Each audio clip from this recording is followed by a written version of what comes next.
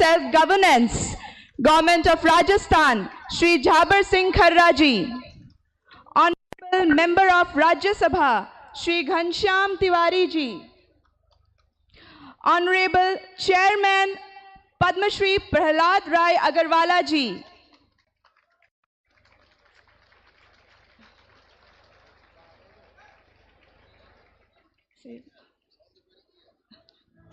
Honorable Vice Chairman Shri Ghanshyam Prasad Agarwala ji.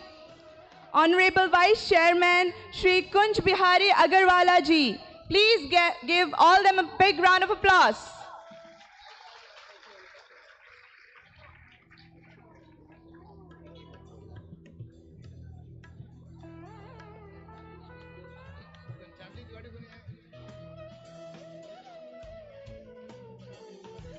Honorable Member of Rajya Sabha Shri Ghanshyam Tiwari ji.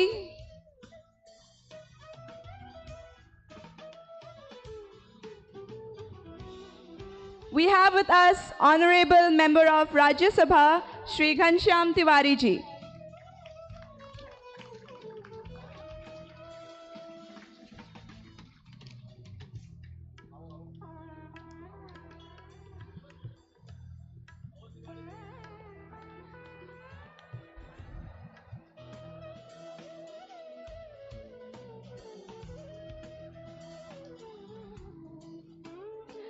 I request all of you to please stand for the national anthem.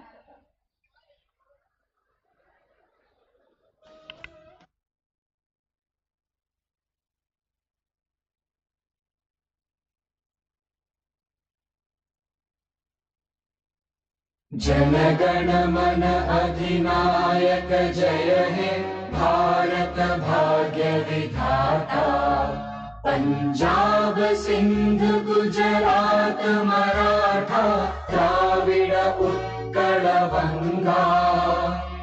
Vindhya Himachal Yamuna Ganga उच्चल जलधि तरंगा। तव शुभ नामे जागे तव शुभ आशीष मांगे। गाहे तव जय गाथा जन गण मंगलदायक जय हे भारत भाग्य विधाता। जय हे जय हे जय हे जय जय जय जय हे।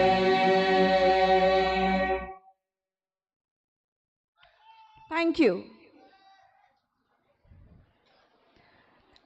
I request Shri Ramesh Agarwala ji and Mrs. Shriranjani Joshi ji to escort all the dignitaries present on the dais for lighting up the lamp.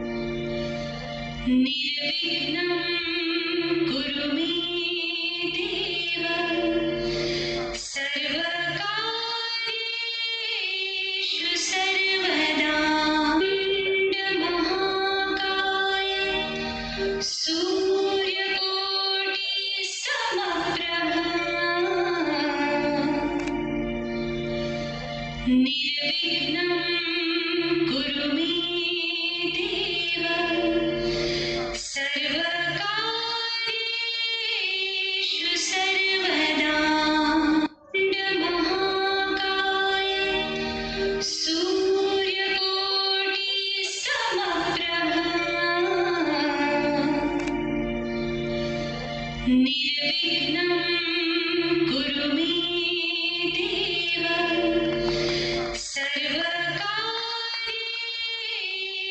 सर्वदा। Thank you, all dignitaries.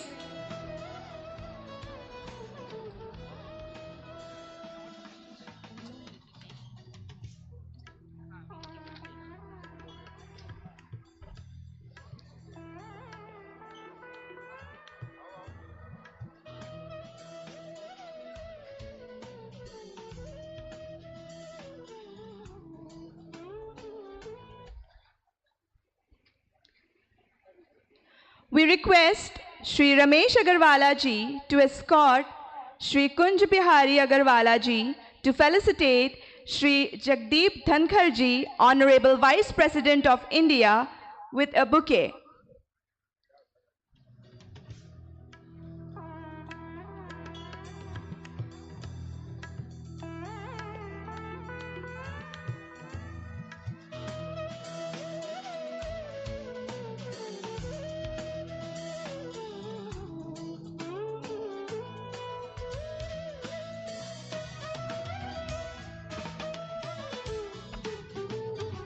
We request Shri Manish Agarwala ji to escort Shri Ghanshyam Prasad Agarwala ji to felicitate Shri Jagdeep Dhankar ji, Honorable Vice President of India, with a shawl.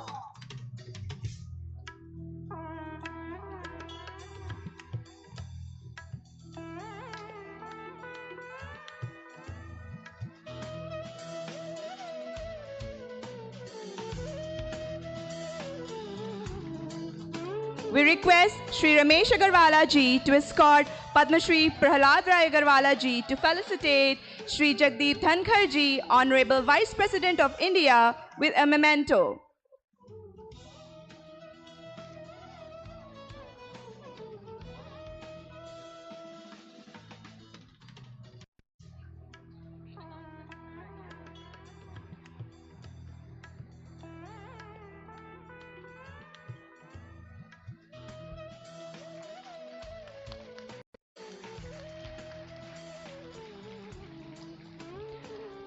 Now we request Mrs. Shri Ranjini Joshi ji to escort Srimati Shanti Agarwala ji to felicitate Dr. Srimati Sudesh Dhankar ji with a bouquet.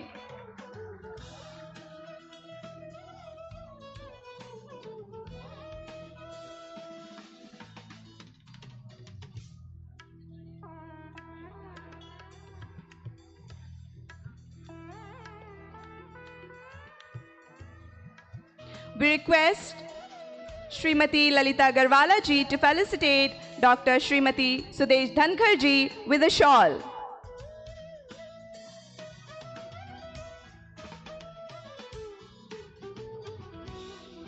We request Srimati Shanti Agarwala ji to felicitate Dr. Srimati Sudesh Dhankar ji with a memento.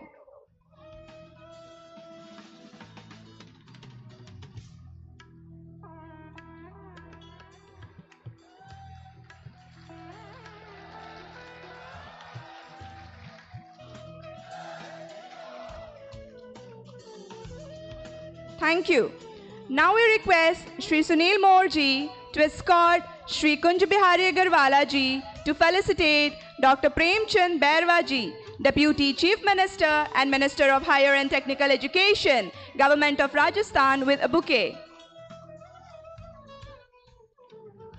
We request Shri Manoj Joshi ji to escort Shri Ghanshyam Prasad Agarwala ji to felicitate Dr. Premchand Bairwa ji, Deputy Chief Minister and Minister of Higher and Technical Education, Government of Rajasthan, with a shawl.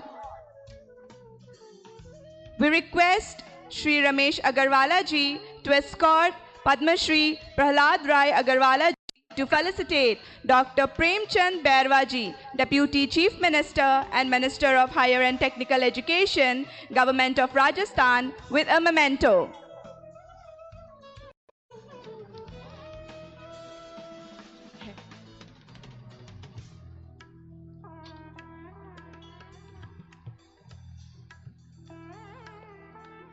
Now we request Principal Sobha Saria Group of Institutions, Dr. L. Solanki, to escort Kunj Bihari Agarwala ji to felicitate Shri Jhabbar Singh Kharra ji, Urban Development and Housing and Self-Governance, Government of Rajasthan, with a bouquet.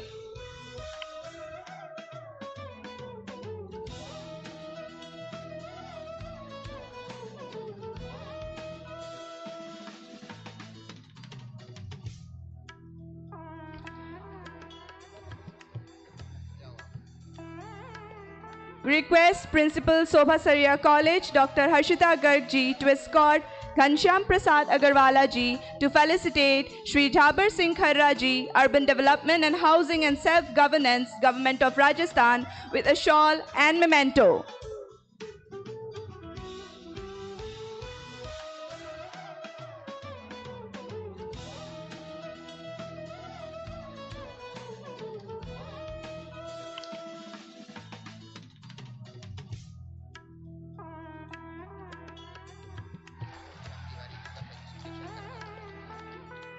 We request Shri Ramesh Agarwala ji to felicitate Shri Ghanshyam Tiwari ji, Member of Rajya Sabha, with a bouquet.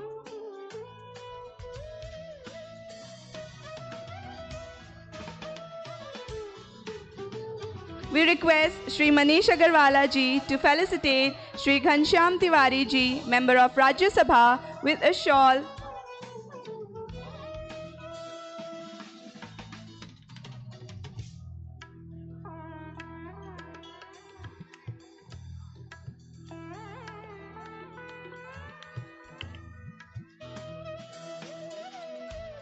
We request Shri Pradeep Agarwala ji to escort Shri Ghanshyam Agarwala ji to felicitate Shri Ghanshyam Tiwari ji, Member of Rajya Sabha, with a memento.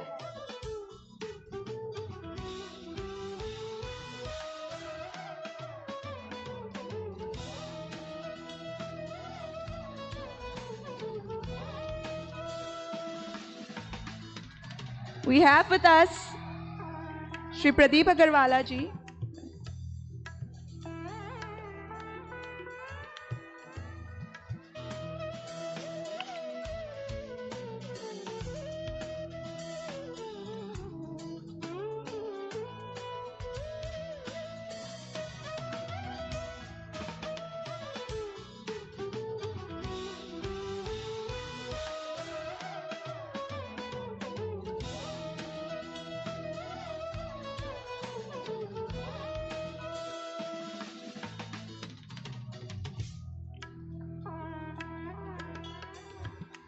Thank you all dignitaries.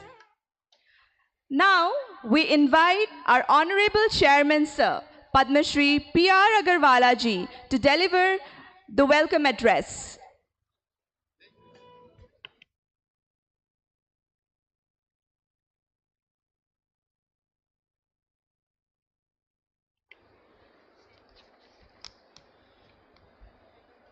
Very good morning to all of you. Again, very good morning to all of you. Thank you. Namaskar.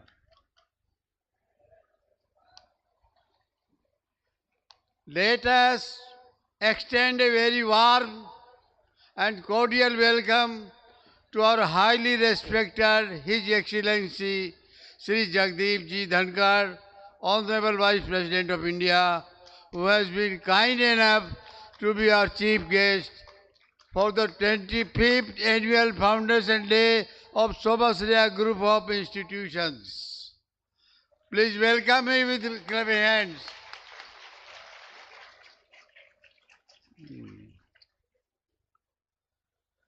We are indeed very privileged that you spared your priceless time to honor us today.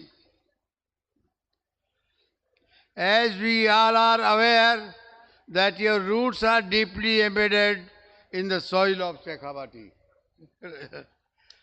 Your presence today in this campus is of immense significance to all of us. It is with great pleasure that we extend a warm welcome to Madam Dr. Sudesh Dhankar, the Second Lady of the Nation, the esteemed wife, very good, very good, the esteemed wife of our chief guest, Sri Jagdeep Ji Dhankar. Thank you for joining us in celebrating this momentous day. I am indeed very delighted to welcome Dr. Premchand Bairwa, Deputy Chief Minister and Higher and Technical Education Minister, Government of Rajasthan. जोर से करिए, अपना तो इन्हीं से काम पड़ेगा.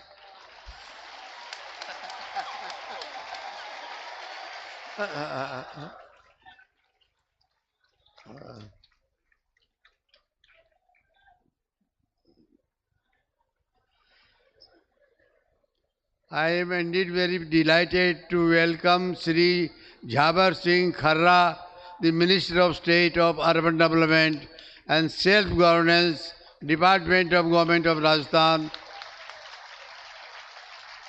Very good. हम भी ताली बजा रहे हैं.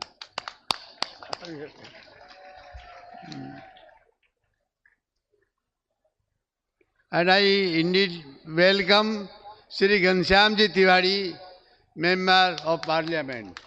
Namaskar.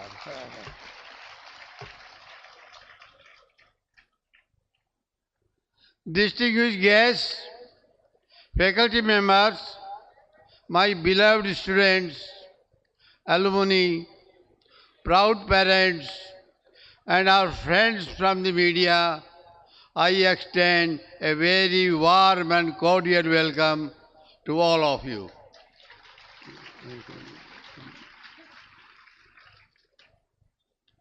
With the inspiration and blessing of my father, late Sri Vaidnath Ji Sobhasaria, this a non-profit trust started in 1999 as an engineering college which has evolved into a multidisciplinary institution.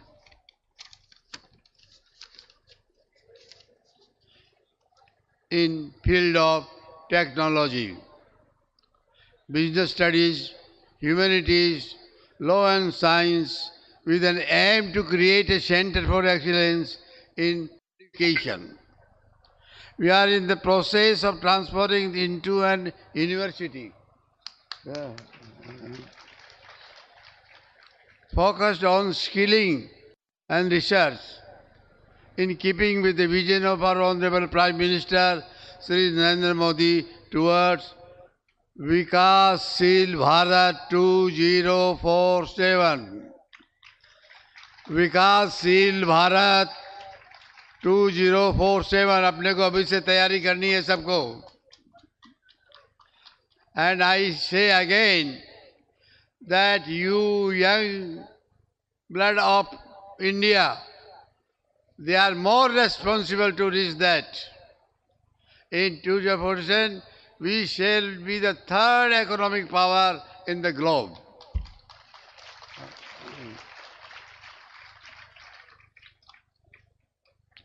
I must share something very interesting. Many of you may not know that Swami Vivekananda had stayed in Sikar. Stayed in Sikar for 3 days from 6 to 8 this October in 1891 during Durga Puja. So we really feel proud that our college has been set up in place which was trusted by the divine presence.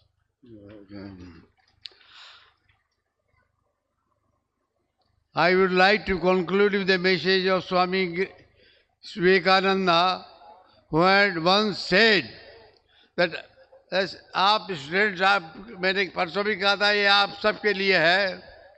All power is within you. All power is within you. You can do anything. You can do everything.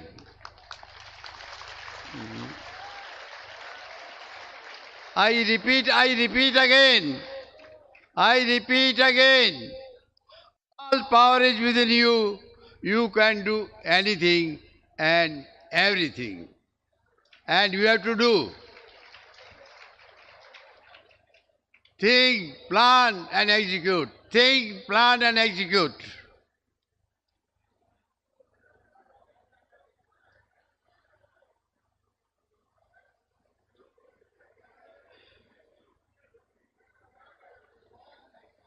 I say believe in that and dream big.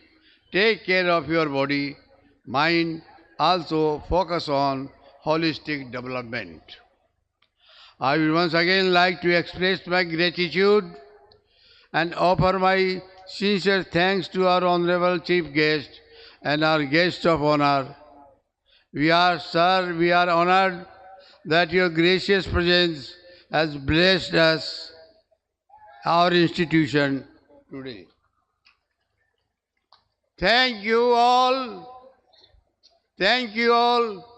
Jai Hind. Jai Hind. Thank you. Thank you, sir.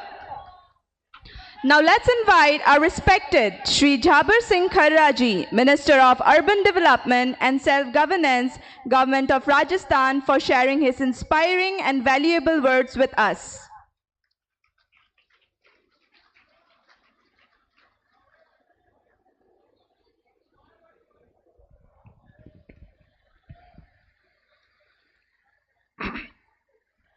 शोभा जरिया तकनीकी महाविद्यालय के 25 वर्ष पूर्ण करने के अवसर पर आज के इस समारोह में मुख्य अतिथि के रूप में पधारे भारत के महामहिम राष्ट्रपति आदरणीय जगदीप धनखड़ साहब,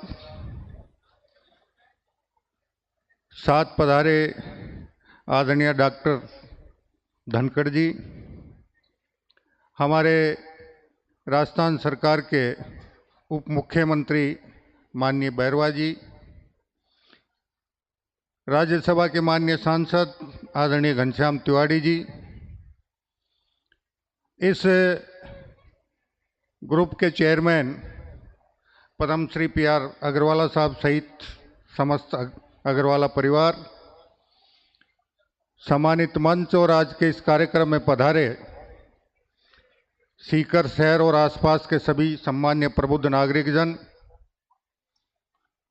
महाविद्यालय के सभी वर्तमान विद्यार्थी छात्र छात्राएं और महाविद्यालय के अंदर पूर्व में अध्ययन कर चुके सभी एलुमनी विद्यार्थी छात्र छात्राएं जो आज विभिन्न क्षेत्रों में अपने अपने अध्ययन का कौशल प्रदर्शित कर रहे हैं। मैं सभी को यथायोग्य नमस्कार प्रेषित करता हूं और साथ ही मैं निवेदन करना चाहूँगा कि भारत के आदरणीय प्रधानमंत्री माननीय नरेंद्र मोदी जी का जो सपना है कि ये देश 2047 से पहले दुनिया का सबसे विकसित, सबसे सशक्त, सबसे समृद्ध और सर्वाधिक सामाजिक समरसता वाले राष्ट्र के रूप में पूरे विश्व में एक अपनी अलग पहचान बनाए और उसके लिए पिछले 10 साल से लगातार वो जिस प्रकार प्रयत्नशील हैं, विभिन्न क्षेत्रों में उन्होंने भारत को आगे बढ़ाने का काम किया है और हमारे देखते ही देखते 10 साल पहले जब भारत पूरे विभिन्न देशों से सेना के लिए हथियार खरीदने का काम करता था, हमारे देखते ही देखते पिछले 10 साल में भारत हथियार उत्पादन में आगे बढ़ा और आज कई दर्जन देश हिंदुस्तान में निर्मित हथियार खरीदने के लिए कतारबद्ध खड़े रहते हैं। ये सारा तकनीकी का कमाल है जो माननीय प्रधानमंत्री जी ने हमारे तकनीकियों को प्रोत्साहित किया, हमारे शोधार्थियों को प्रोत्साहित किया, हमारे वैज्ञानिकों को प्रोत्साहित किया और इसीलिए जब कुछ साल पहले पूरी दुनिया कोरोना जैसी महामारी की चपेट में थी, भारत दुनिया में सबसे विश्वसनीय कोरोना की वैक्सीन बनाने में इसलिए सफल हो पाया कि माननीय प्रधानमंत्री जी ने हमारे वैज्ञानिकों को प्रोत्साहित किया, उनको उत्साहित किया, और उसी का परिणाम था कि भारत दुनिया में सर्वाधिक विश्वसनीय कोरोना वैक्सीन बनाने में सबसे पहले सफल हुआ। इसके अलावा देश के विकास के लिए, आधारभूत संरचना के लिए माननीय प्रधानमंत्री जी इस प्रकार कार्य कर रहे हैं, उसमें आप सभी तकनीकी महाविद्यालयों में पढ़ने वाले विद्यार्थियों के लिए आने वाला समय निश्चित रूप से बहुत सुनहरा और बेहतर होगा। और मैं उम्मीद करूंगा कि आप माननीय प्रधानमंत्री जी की आशा के अनुरूप अपने तकनीकी ज्ञान के माध्यम से इस देश को तकनीकी के क्षेत्र में आगे ले जाने में और दुनिया का सिरमौर बनाने में किसी प्रकार की कोर कसर नहीं छोड़ेंगे। मैं इस महाविद्यालय शोभा सरिया ग्रुप और यहाँ के सभी विद्यार्थियों को, यहाँ के सभी शिक्षकों के उज्जवल भविष्य की कामना करता हूँ और परमपिता परमात्मा से यही प्रार्थना करता हूँ कि यहाँ से गुणवत्तापूर्ण शिक्षा, अच्छे संस्कार लेकर वो देश को आगे बढ़ाने में, देश समाज की सेवा करने में अपने आप को समर्पित करें।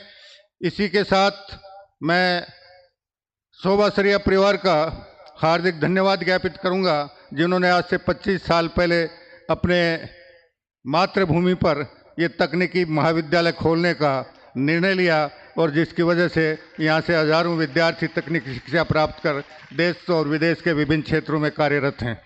मैं एक बार पुनः सभी के उज्जवल भविष्य की कामना करता हूँ। जय हिंद, जय Bharat, Vande Mataram. Thank you, sir, for your inspiring words. Now I would like to invite our respected Shri Ghanshyam Tiwari ji, member of Rajya Sabha, for his valuable words.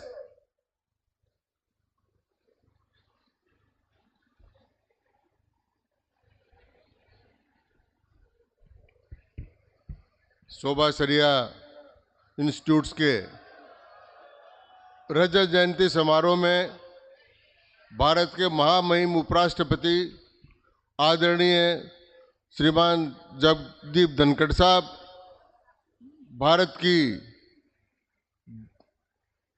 1 number नहीं कहूँगा 2 नंबर डॉक्टर सुदेश धनखड़ जी, समस्त शोभा सरिया परिवार, उप मुख्यमंत्री जी और हमारे जावर सिंह जी खरा और उपस्थित सभी सज्जनों और देवियों और बच्चों, मैं आज ही समय की चोरी करके कि मुझे बोलना है, मैं जानबूझकर खड़ा हुआ हूँ, इसलिए मेरी 2-4 मिनट की बात आप ध्यान से सुनेंगे। आज के हमारे कार्यक्रम के मुख्य अतिथि जो हैं, मैं उनके बारे में कुछ कहना चाहूँ और उनकी धर्मपत्नी के बारे में भी कहना चाहूँ। वो भारत के महामहिम उपराष्ट्रपति इसलिए नहीं कहना चाहूँगा, मैंने जो नज़दीक से देखा है, आज वो यहाँ पधारे इसलिए कहना चाहूँगा कि राज्यसभा में मैंने उनका व्यवहार और काम और उनका निर्णय देखा। उसको देखने से संस्कृत की एक उक्ति याद आती है, वज्रादपि कठोराणी मृदुनी कुसुमादपि। जब वज्र से अधिक कठोर और फूल से अधिक कोमल, इस प्रकार का व्यवहार राज्यसभा के सभापति के रूप में उनका है। जब सभा को संचालन करना होता है तो अनुशासन से इस प्रकार संचालन करते हैं कि जैसे वज्र के समान कठोर हो, और जब उनके चेंबर में जाकर लोग मिलते हैं तो वो इतने प्रसन्न होकर निकलते हैं कि फूल से ज्यादा कोमल हो, इस प्रकार का स्वभाव उनका है। इसके लिए मैं पहला तो एक कहने खड़ा हुआ। दूसरी बात मैं कहने खड़ा हुआ हूं कि ये शेखावाटी जहां पर ये काम हो रहा है, और मुझे सौभाग्य है, प्रहलाद जी, घनश्याम जी, कुंज बिहारी जी, मुझे सौभाग्य है कि स्वर्गीय श्री बैजनाथ जी शोभा सरिया जब उपस्थित थे और आज के 25 साल पहले इसका नींव का पत्थर रखे गए थे, इसका उद्घाटन किया था, उस समय मैं उस समय भी उपस्थित था और आज भी उपस्थित हूँ। मुझे प्रसन्नता है कि 25 साल बाद भी मैं उसी तर्ज पर उसी आवाज़ से बोलने में समर्थ हूँ। ये मैं इसको आपको धन्यवाद देना चाहता हूँ। मेरे 25 साल का आवाज़ पर कोई असर नहीं पड़ा है। एक दूसरी बात मैं कहना चाहूँगा कि शेखावाटी, सुमेधानंद जी महाराज हमारे विराजे हुए हैं। शेखावाटी हमेशा हमेशा श्रीमान जगदीप जी धनखड़ की ऋणी रहेगी कि जब मैंने 3 बार एक बार से ज्यादा किसी वो विषय पर बोलने की अनुमति नहीं मिलती, लेकिन मुझे 3 बार लगातार यहाँ पर यमुना का पानी लाने के लिए बोलने की अनुमति माननीय धनखड़ साहब ने प्रदान की और मंत्री जी को कहा कि सकारात्मक रूप से उत्तर दो, और उसी का परिणाम है कि शेखावाटी में यमुना का जल आ रहा है। इसलिए मैं तो कहना चाहूंगा कि ये शेखावाटी में जन्मे पले ही नहीं है, शेखावाटी के भागीरथ भी है। ये मैं आपको कहना चाहता हूं कि इस प्रकार का इनका था। दूसरी मैं कहना चाहता हूं कि ये जो यहां तक पहुंचे हैं, मेरे बहुत पुराने 40 साल से भी ज्यादा एक संबंध है, यहां तक पहुंचे, इसमें हाथ किसका है? तो मुझे लगता है कि हाथ एकदम डॉक्टर सुदेश धनखड़ जी का हाथ है, जिसके कारण से यहां तक पहुंचे हैं। इसमें जरूर ताली बजानी चाहिए, मैंने देखा है। और वो उदार, दयालु और करुणा की प्रतिमूर्ति है। आज के 5 दिन पहले मैं सुबह सुबह कुछ बातें बतानी नहीं चाहिए, लेकिन कुछ बातें समाज को प्रेरणा देती है, इसलिए बतानी चाहिए। मैं आपके घर गया हुआ था। भारत का सबसे बड़ा 28-30 एकड़ में जितनी बड़े में इंस्टीट्यूट है शोभा सरिया, उतने बड़े में वाइस प्रेसिडेंट एनक्लेव है। मैं वहां गया तो वहां पर वाल्मीकि समाज की एक बच्ची से माननीय महामहिम उपराष्ट्रपति जी बात कर रहे थे। उससे पूछा, वो प्रतापगढ़ की थी, उसको बुलाया था, वाल्मीकि समाज की। बात करते करते पूछा, बेटा क्या कर लिया तुमने? बोले मैंने 12वीं पास कर ली। बोले अब कॉलेज में जा रही हो? बोले नहीं जा पा रही हूँ। बोले क्यों नहीं जा पा रही हो? तो क्या मेरी आर्थिक स्थिति ऐसी नहीं है कि मैं वो काम कर सकूं। वो रुपए कितने बताए हो तो मैं नहीं बताऊंगा। इतनी देर में आदरणीय डॉक्टर सुदेश धनखड़ जी वहां पर आई। उन्होंने पूछा क्या बात है? उनका ये बात है। तो बोले 2 साल का कितना खर्चा होगा? बोले इतना खर्चा होगा। उन्होंने कहा कि मेरे अकाउंट से तुरंत ट्रांसफर कर दीजिए रुपए उस वाल्मीकि समाज की बच्ची के लिए, तुम तुरंत ट्रांसफर। ये एक काम नहीं है, ये मैंने एक उदाहरण दिया है। इस प्रकार के बहुत काम है। और जिस समय आपको गवर्नर बनाया गया और गवर्नर के बाद जब उपराष्ट्रपति तक पहुंचे, उसकी भी कहानी है, यह बताकर मैं समाप्त करूंगा। उस समय माननीय धनखड़ साहब को थोड़ी झिझक हो रही थी कि मैं बंगाल का गवर्नर बनूं कि नहीं बनूं, क्योंकि इनके तो जब कोर्ट में जाकर खड़े होते थे तब से लेकर रुपए की बरसात होती थी, यूं रुपए आकर गिरते थे। तो उन्होंने देखा कि वहां जाऊंगा तो 3-4 लाख रुपए मिलेंगे, यहाँ तो रोज 3-4 लाख रुपए, 5 लाख 10 लाख रुपए आते हैं। एक दिन खड़े होने के 20 लाख रुपए मिलते थे।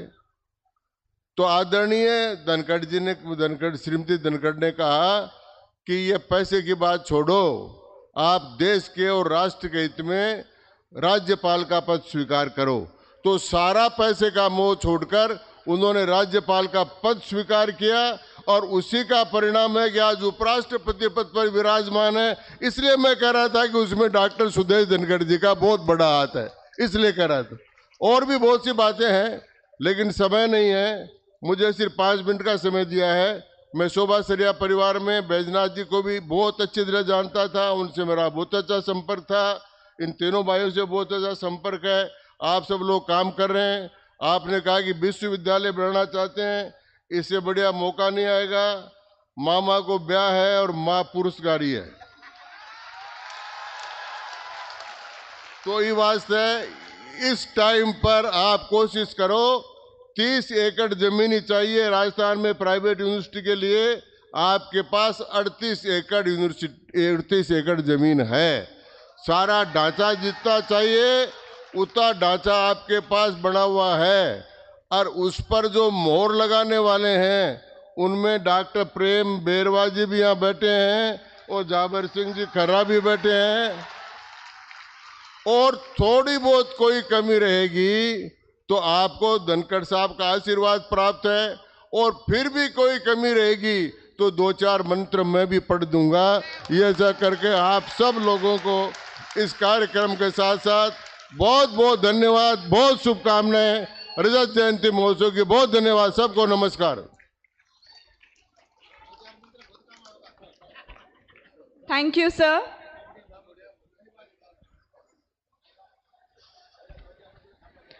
Now it's time to invite our respected Dr. Premchand Bairwa ji, Deputy Chief Minister and Minister of Higher and Technical Education, Government of Rajasthan, for sharing his enlightening words with us.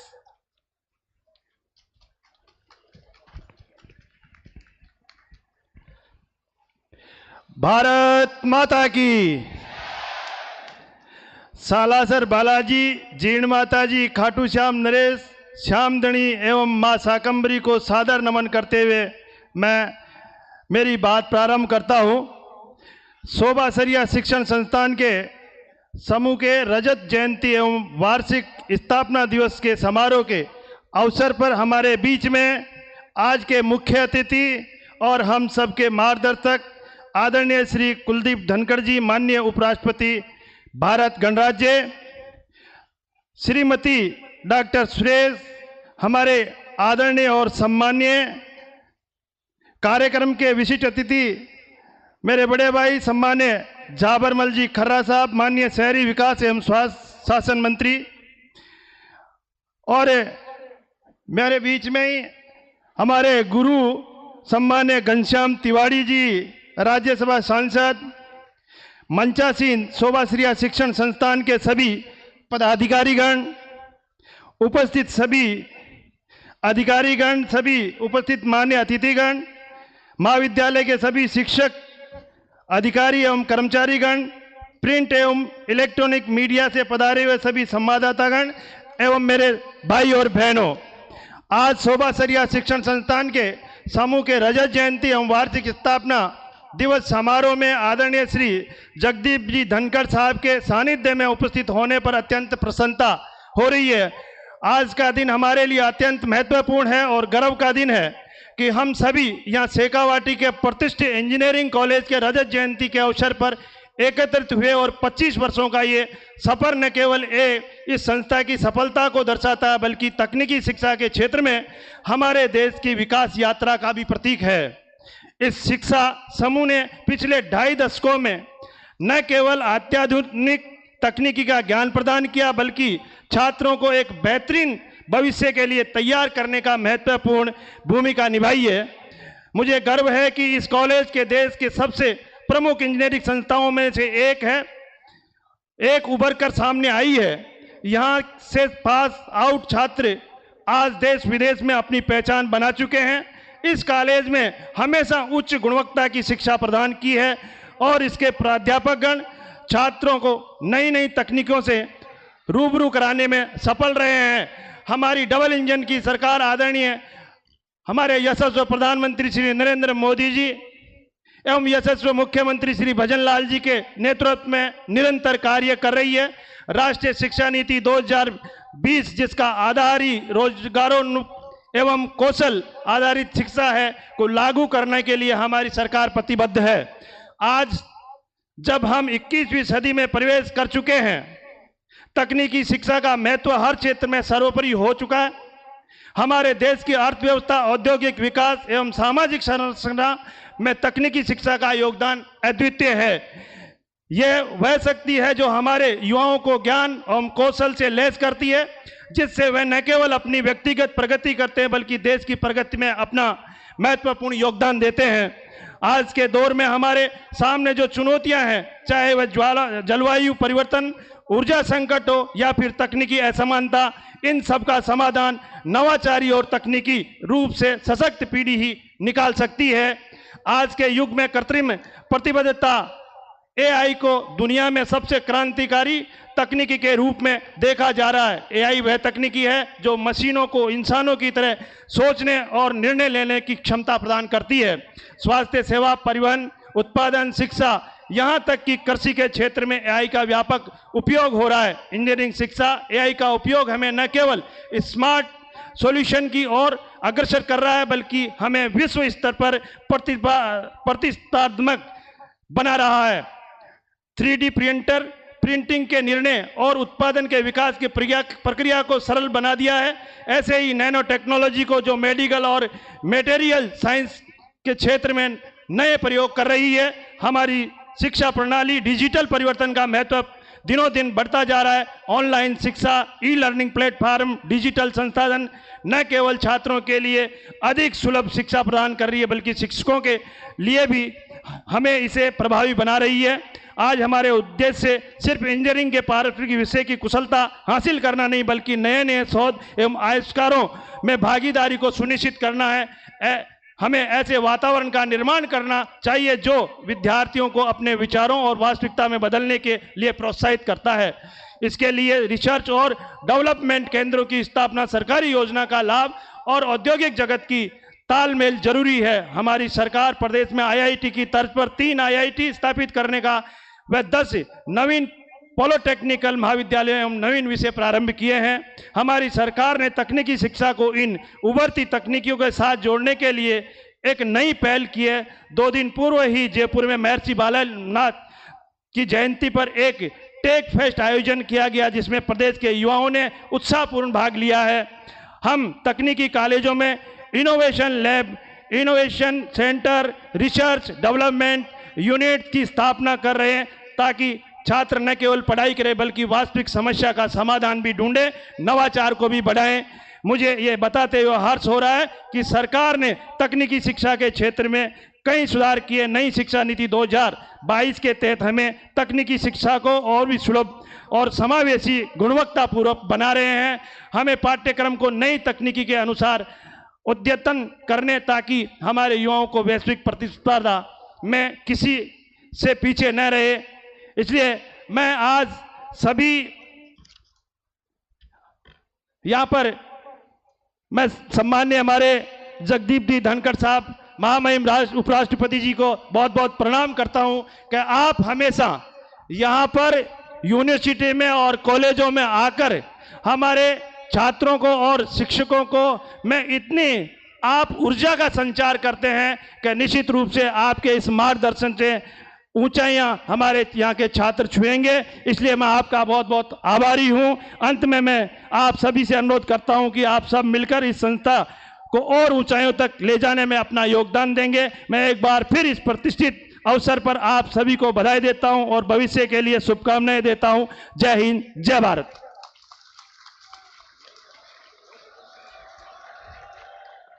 Thank you, sir. I would like to request Honorable Vice President of India, Shri Jagdeep Dhankar ji, to unveil the Silver Threads autobiography of Padma Shri P.R. Agarwala ji, Chairman, Sobasaria Group of Institutions.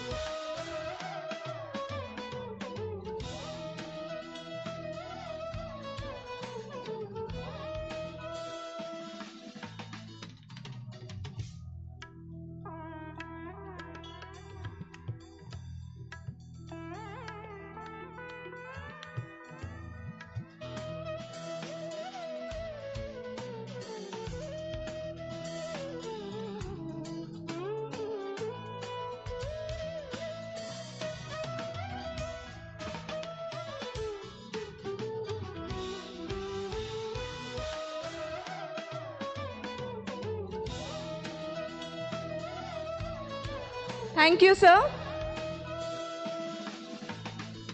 The shining laurels of SGI's intellect reflect the quality academia of the institution. Let's honor the shining stars of Sobasaria in academia. We are going to facilitate our gold medalist and merit holders, and I request all present here to encourage them with loud applauses. I would like to request Shri Jagdeep Dhankar ji, Vice President of India, to present the awards. I would like to invite Sakshi Agarwal on stage.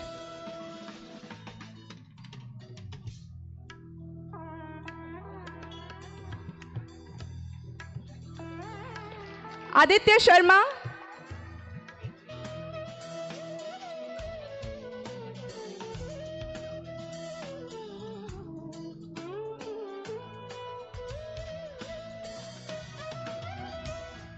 Aditya Sharma.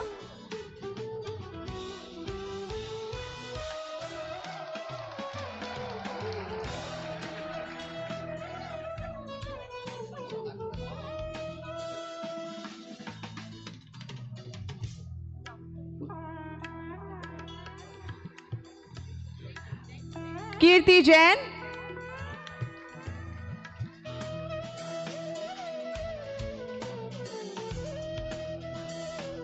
Sarita Dhaka.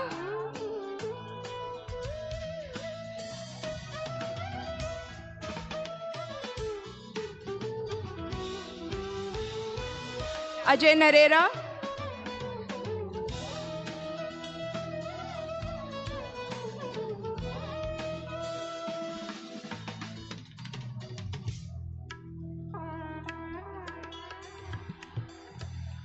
Abhilasha Sharma.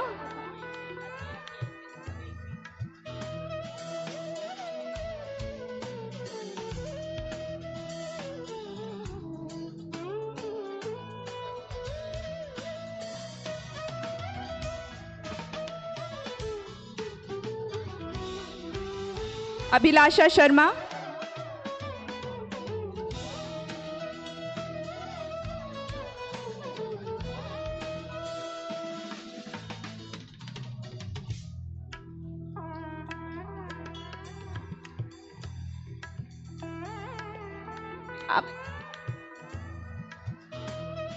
Aman Ali.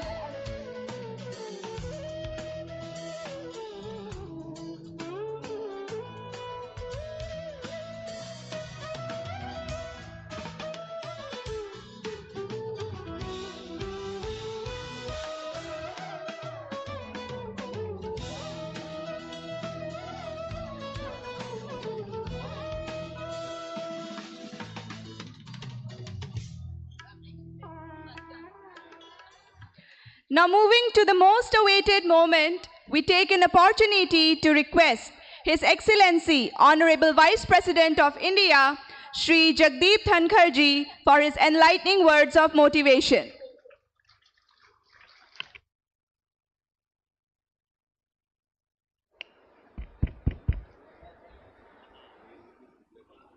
सभी को नमस्कार।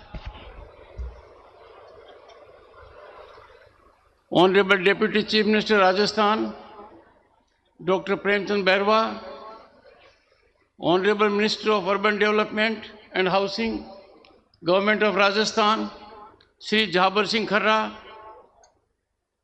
our very distinguished, very senior Member of Parliament, Chairman of a committee, Shri Ghanshyam Tiwari ji, and now Shri Prahlad Rai Agarwal, Padam Shri Awardee, Chairman Sobhasriya Group of Institutions. And he has the benefit of two vice chairpersons, Dr. Ghanshyam Prasad Agarwal and Shri Kunj Bihari Agarwal. दुनिया के सामने एक मिसाल है, भाइयों में कितना प्रेम है, कितनी समग्रता है।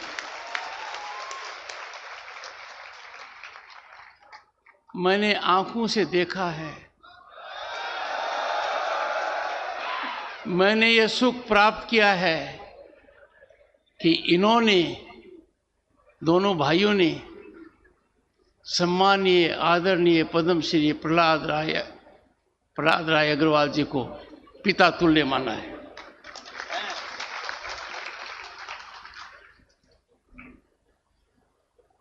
श्रद्धेय सुमेधानंद जी महाराज, उपस्थित महानुभाव, distinguished members of the faculty, staff and जिनके लिए मैं आया हूं, my dear students,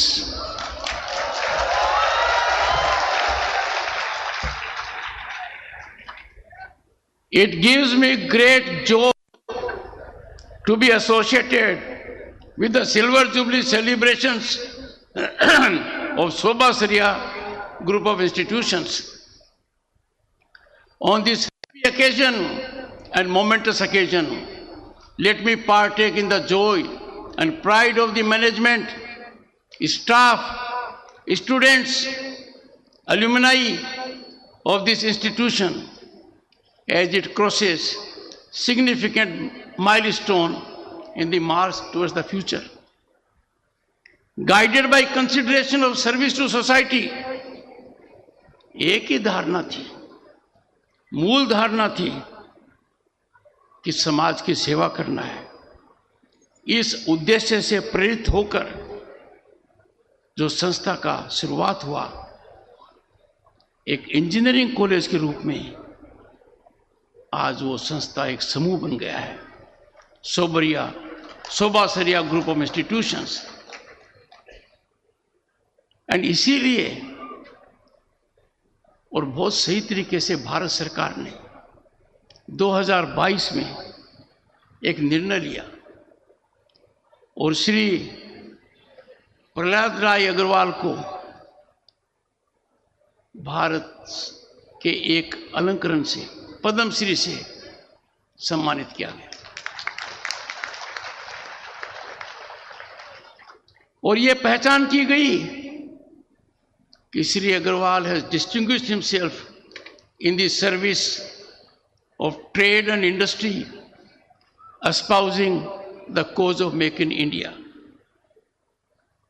Such a visionary is steering this institution, and I have no doubts in times to come it will grow to greater heights.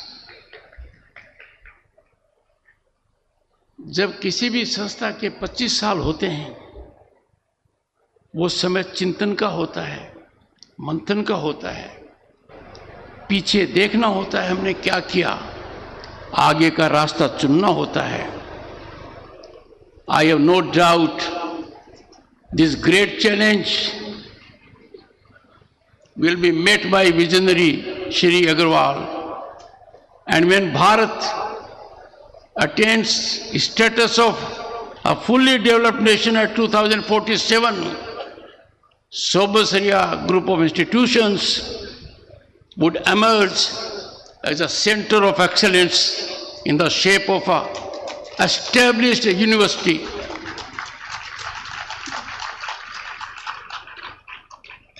और जो रचना आगे कर रहे हैं उसका मूल केंद्र, मुख्य बिंदु ऐसा होना चाहिए कि छात्र छात्राएं सही तरीके से अपनी प्रतिभा दिखा पाए।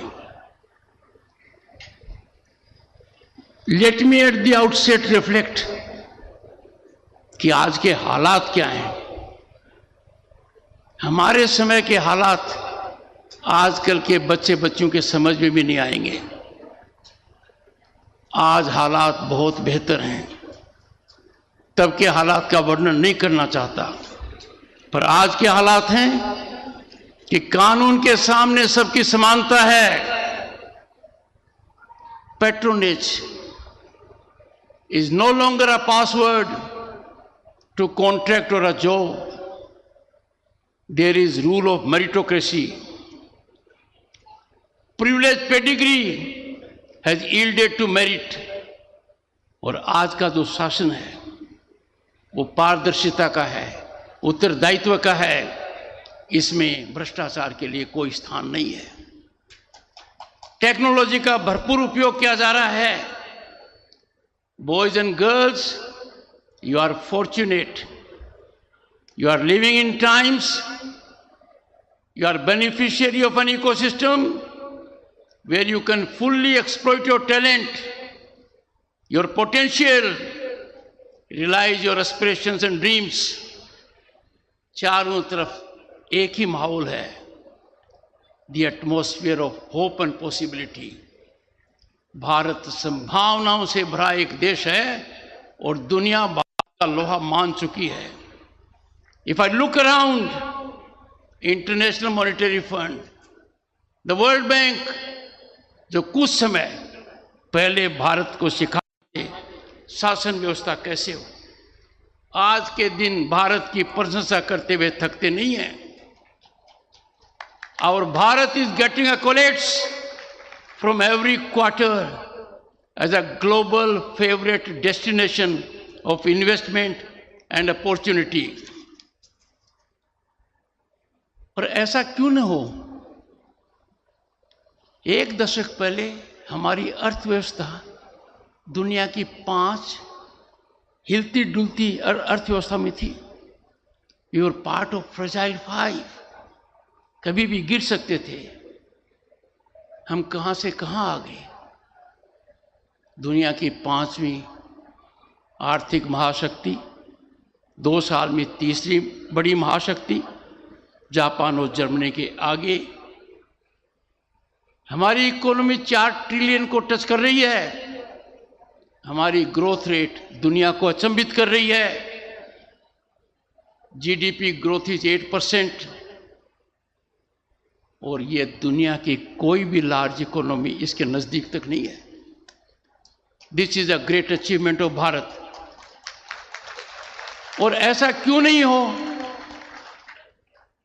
आप ये देखिए, जिस देश में हर साल 4 नए एयरपोर्ट बनते हैं, 1 नया मेट्रो स्टेशन चालू होता है, जिस देश में हर दिन 14 किलोमीटर हाईवे बनते हैं और वर्ल्ड क्लास हाईवेज 14 किलोमीटर प्रतिदिन और 6 किलोमीटर प्रतिदिन रेल ट्रैक का विस्तार हो रहा है.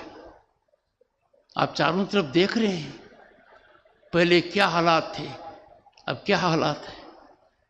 हमारी रेलगाड़ियों का, हमारी एयरपोर्ट्स का, हमारे हाईवेज का, हमारी इंटर कनेक्टिविटी का ऐसा सोचा नहीं था. एक तरीके से मेरी पीढ़ी के लिए यह अचंभा है. हम सपना भी नहीं देख सकते थे जो कुछ आज साकार हो रहा है. But I must, young boys and girls, invite your attention that we are living in times of disruptive technologies. Young minds have to grapple with them. Artificial intelligence, Internet of Things, blockchain, machine learning. There is change every day. This change is a challenge. This change has been converted into opportunities that can be done only through education. I am sure this institute, under the able visionary leadership of Padam Shri P.R. Agarwal, will take steps that the next 25 years it will be handling curriculum that is futuristic, that will impart education in those branches of technology that are envy of the world. यदि अगर तकनीकी रूप से आगे नहीं रहेंगे तो हमारी आर्थिक प्रगति रुक जाएगी. आर्थिक प्रगति का आधार है, ठोस आधार है कि देश के अंदर रिसर्च का, इनोवेशन का और शिक्षा का वातावरण कैसा है. मैं मानकर चल रहा हूं कि ये संस्था भी, बड़ी संस्थाएं जो देश में हैं, उस मापदंड, उस मानदंड पर खरी उतरेगी. एक बात बड़ी सराहनीय है, प्रशंसनीय है कि इस संस्था को इस स्थान पर किया गया है. Time has come when we must focus on our tier 2 and tier 3 cities. Locational advantage is there for students, for ecosystem and for holistic growth. I am sure others will follow this example. मेरी दृढ़ मान्यता है, मेरा अटूट विश्वास है कि समाज में बड़ा बदलाव, समाज में स्थायी बदलाव, समाज में समानता, समाज में विषमताओं को कुंठित करना इन सब का काम एक ही माध्यम से हो सकता है और वो शिक्षा के माध्यम से। It is the education that is most impactful transformative mechanism to bring about equality, cut into inequities and be a great societal leveller. हमारे इतिहास में जाएंगे तो गुरुकुल का क्या महत्व था। गुरुकुल के समय कोई फीस नहीं होती थी। भारत के संविधान में जो 22 चित्र हैं उनमें नागरिकता का जो पाठ है उस पर गुरुकुल का चित्र है। आज के दिन आवश्यकता है कि हम शिक्षा को व्यापारिक बुद्धि से बचाएं। I find all around that what was to begin with charitable work, what was to begin with समाज को वापस देने का काम, समाज की सेवा करने का काम, आज वो एक व्यापार बन गया है। शिक्षा का व्यापार बनना देश के भविष्य के लिए कभी अच्छा नहीं है। मेरी मान्यता है कि शिक्षण संस्थाओं को आर्थिक रूप से सबल होना चाहिए। They must be financially sustainable. पर इंडस्ट्री का दायित्व है कि समय समय पर संस्थाओं को नर्चर करें। They must use their CSR fund liberally to build institutions. ये देश की प्रगति में बहुत बड़ा सहायक होगा। Our institutions have to emerge as crucibles of innovation, research। सबसे बड़ा फायदा रिसर्च का और इनोवेशन का उद्योग को होता है।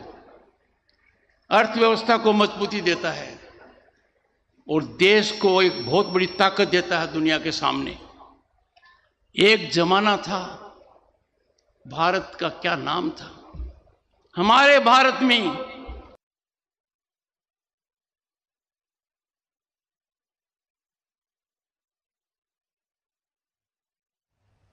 बख्तियार खिलजी ने इन अ रेकलेस मैनर इनको बर्बाद कर दिया, नालंदा को खत्म कर दिया। It was cause of a invasion. हमारी संस्थाओं को नष्ट किया गया। अंग्रेज काल आया, हमारी संस्था की ताकत थी उसको सैप कर लिया गया। जो भारत दुनिया में ज्ञान का केंद्र था, पूरी दुनिया भारत की ओर देखती थी, उन संस्थाओं की जड़ें काट दी गई। Let me tell you friends and never forget it, Bakhtiyar Khilji destroyed that great centre of learning Nalanda out of his deep-rooted bigotry. And I am not saying so. This emanates from the secular history of India. I am not exaggerating a bit. Subsequently, as I indicated, Indian institutions were systematically dismantled under the British rule. अंग्रेजों के जमाने में उनको ध्वस्त किया गया। जिक्र किया गया स्वामी विवेकानंद जी का। स्वामी विवेकानंद जी वो महापुरुष थे जिन्होंने, और अजमेर अपने यहाँ से क्या ज्यादा दूर नहीं है, देवलोक पधारे वहां से। वो 19th सेंचुरी में उन्होंने बड़ा प्रयास किया इसको वापस उजागर करने का। अब समय आ गया है कि इस महान यज्ञ में भारत को शिक्षा का मुख्य केंद्र बनाने में हर कोई आहुति दे।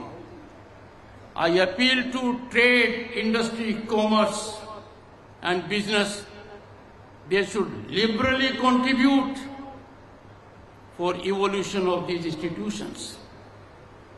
शिक्षा में जो भी धन लगाया जाएगा, any investment in education is investment in our future, is investment in our economic rise, is investment for peace and stability.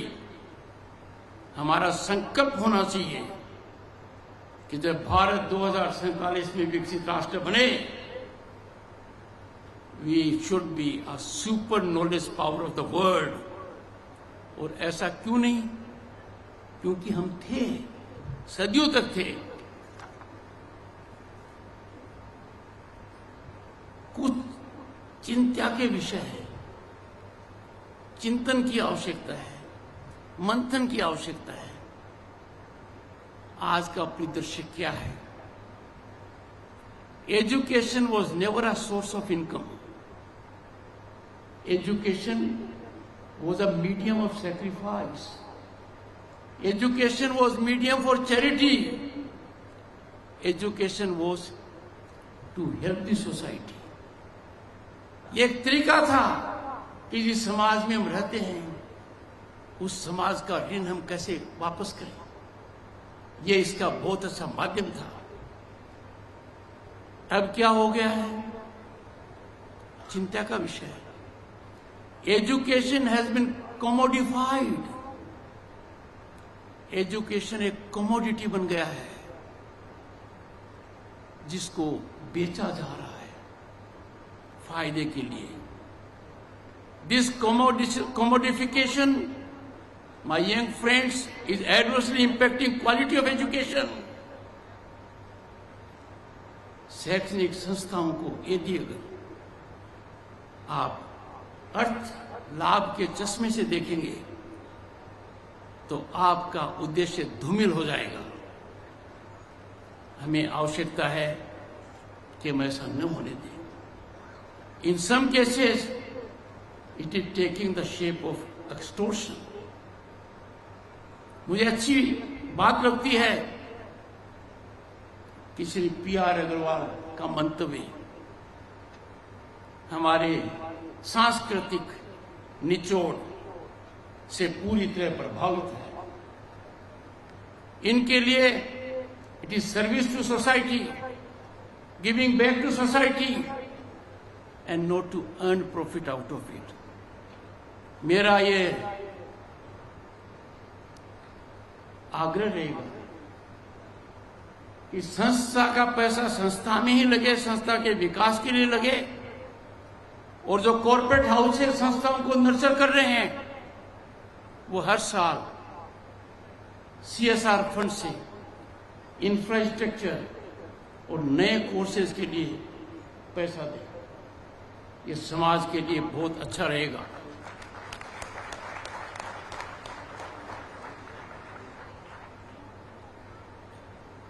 एक नई बीमारी और है, बच्चों में आपको एड्रेस कर रहा हूं, विदेश जाने की,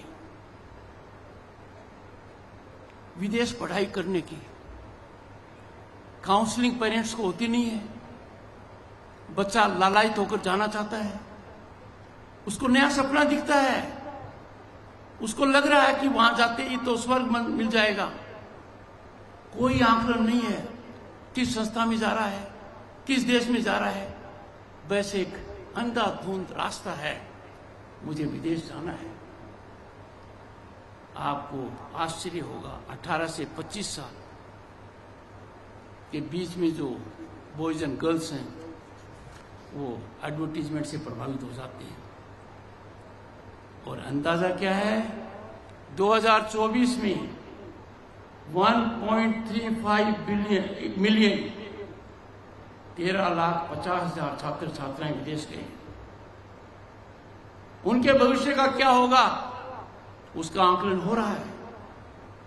यहां पढ़ते तो कितना उज्जवल होता, लोगों के समझ में आ रहा है, पर देश पर कितना भार है। They have created a whole of $6 billion in our foreign exchange. अंदाजा लगाइए, यदि अगर $6 billion are funneled into improving infrastructure of educational institutions, हमारे हालात क्या होते हैं। इस ओर बहुत ध्यान दिया जा रहा है। ये जो फॉरेन एक्सचेंज का लॉस है, I call it is forex drain, it is brain drain. ऐसा नहीं होना चाहिए। संस्थाओं का उत्तरदायित्व है कि वो अपने छात्र छात्राओं को विदेशी हालात के बारे में अवगत कराएं। बताएं जिस संस्था में आप एडमिशन ले रहे हैं उसकी रैंकिंग क्या है, उसकी स्थिति क्या है। और इसी के साथ हमें एक बहुत बड़ा क्रांतिकारी कदम उठाना चाहिए कि जो भी सामर्थ्यवान है उस समाज को देने की नीयत से उस नीति पर आधारित रहकर साफ मन से संस्थाओं का निर्माण करे। टियर 2 सिटीज में, टियर 3 सिटीज में और ग्रामीण अंचल में। ये देश के लिए बहुत बड़ा बदलाव होगा। आज के दिन टेक्नोलॉजी हमारे बीच आ गई है। हम इसका उतना उपयोग नहीं कर पा रहे हैं जितना होना चाहिए। हमारे अध्यापक और अध्यापिकाओं में प्रतिभा है, पर there are physical constants. They can't be everywhere और anywhere. We must use technology in the field of education that will give our students great leverage to get quality education. Friends, एक महत्वपूर्ण बात यह है कि जब नौकरी का मामला आता है कि हम कहां जाएं, तो फिर समझ में नहीं आता है और 8-10 नौकरियों के पीछे लोग भागते रहते हैं। Our opportunity basket is getting enlarged day by day. सैकड़ों अपॉर्चुनिटीज हैं। ब्लू इकोनॉमी में है, समुद्र में, स्पेस में है। ऐसा कोई जीवन का अंग नहीं है जहां प्रतिभा की आवश्यकता नहीं है। But our students, boys and girls, are not fully exposed to this basket. There is need to generate awareness amongst youth about the ever-increasing opportunity basket. A study has revealed, इस पर एक अध्ययन हुआ है, उसका निष्कर्ष यह है कि 10% को भी यह नहीं पता कि 10 नौकरियों के अलावा और कौन सी प्रतिभाएं उपयोग में ली जा सकती है। I therefore call upon educational institutions, industry leaders to hold seminars and make our young boys and girls aware about the avenues where they can aspire to serve the nation and themselves. राष्ट्रीय शिक्षा नीति 34 साल के बाद, after taking into consideration hundreds and thousands of stakeholders' inputs, was evolved. ये game changer है। It's a work in progress. समय लगेगा, पर इसको जल्दी ग्रहण करना चाहिए। इसके हर पहलू को समझना चाहिए। ये हमारे नवयुवतियों के लिए ब्रह्मास्त्र का काम करेगा। बिना जानकारी या जानकारी के अभाव में we are unable to reap the rich dividends of the broad changes that have been brought about by national education policy. Friends,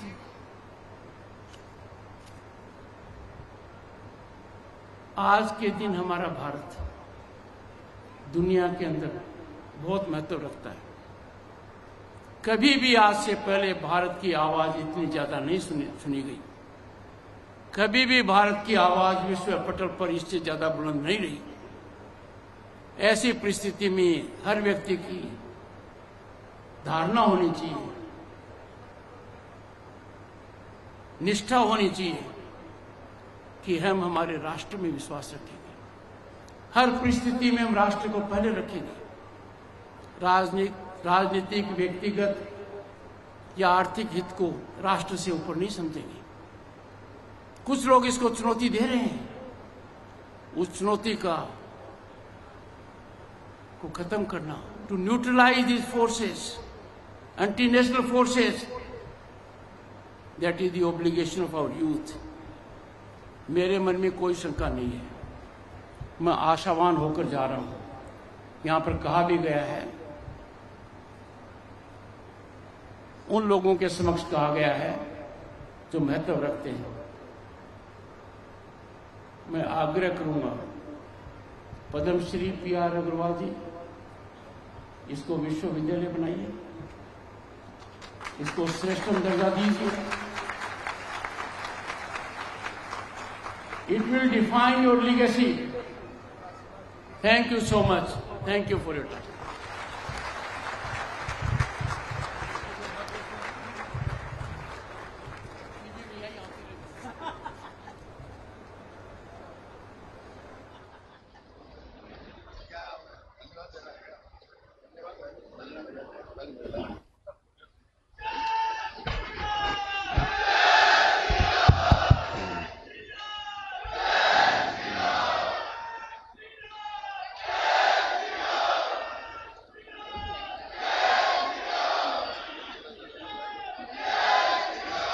Very good, very good, very good.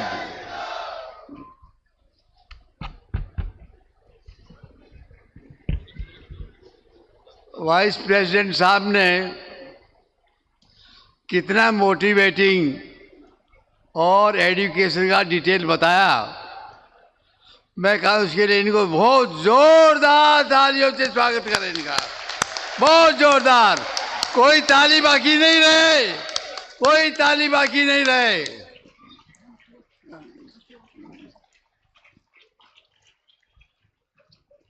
मैं इसीलिए स्टेज पर आया हूं कि बहुत सी बातें आदमी जीवन में ऐसी हो जाती है वो भूलता नहीं है। मुझे जब पद्मश्री मिला तो धनखड़ साहब ने मुझे, जब ये गवर्नर थे बंगाल में, मुझे गवर्नर हाउस में बुलाया और मुझे इसको इतना प्यार दिया, इतना प्यार दिया।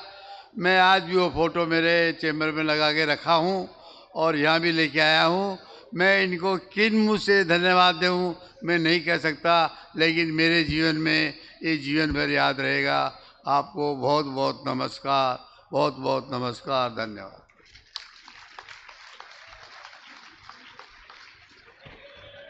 Thank you, sir. Once again, we request everyone to please stand for the national anthem.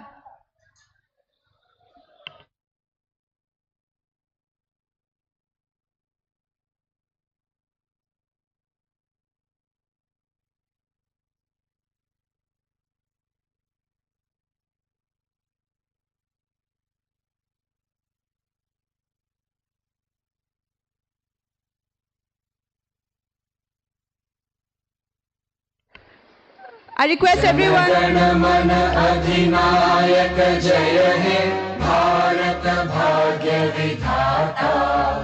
Punjab Sindh Gujarat Maratha Dravida Utkal Banga.